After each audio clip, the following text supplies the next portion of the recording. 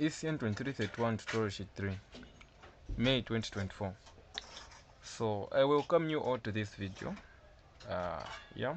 So this tutorial sheet basically covers two topics: estimation and hypothesis testing. So we'll solve from question 1 until I don't know where we'll end from. This tutorial sheet has a lot of questions, but I think this video will be in parts. You get, right? We'll solve from question 1 until where we'll end from, then we'll pick it up from there in the next video. So without wasting much of the time, let's go straight to question 1. Question 1 reads: a study of diets of 28 females from Greece gave a sample mean of 28.7 and a sample standard deviation of 5.7 calories from fats. Assume the population is normal. Now, from the question here, we have some details that we can get and write them down. You get, right? So we know that from this question we have our mean. Now this mean is a sample mean. No wonder we've denoted it by x bar, which is a statistic. And we also have a sample standard deviation, which is denoted by s, 5.7. Another thing that we can get from the question is our sample size, n, which is 28. Then now the question says find a 95% confidence interval for the mean mu for the population from which the women were selected, right? So given the fact that we are finding a 95% confidence interval, from this we can get our level of significance. So our level of significance is given by this, So from here, since we're dealing with a 95% confidence interval, we're making alpha, which represents, so alpha is our level of significance. So we'll make alpha the subject, and here we're going to have, so we'll divide the 95 divided by 100, so we'll divide 95 by 100, and we have 0.95.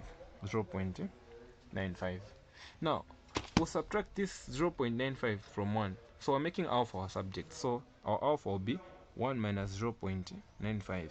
so when we subtract this from 1, we have 0.05. So this here is our level of significance. Now, having found our level of significance, we have to find the confidence interval, the 95% confidence interval. So you know that a confidence interval will be given by x bar plus or minus the marginal error. So the marginal error will be given by now, before I even go ahead and state what our marginal error will be, notice that here our sample size 28 is less than 30, and you know that when your n is less than 30, we use a t, and when your n is greater than 30 or 30 and above, we use a z. So this will be z alpha over 2. This is our standard error. So this, okay, then x bar plus or minus t alpha over 2 s over root of n. So this one we use it when it's less than 30, when our n is less than 30. Then this one we use it when our n is greater than or equal to 30. So in this case our n is less than 30, meaning we use a t. Now we've been given the sample mean, which is 28.7 plus or minus, so we have our t, our alpha is 0.05, so meaning our alpha over 2 is 0.05 divided by 2. Is it 0.05?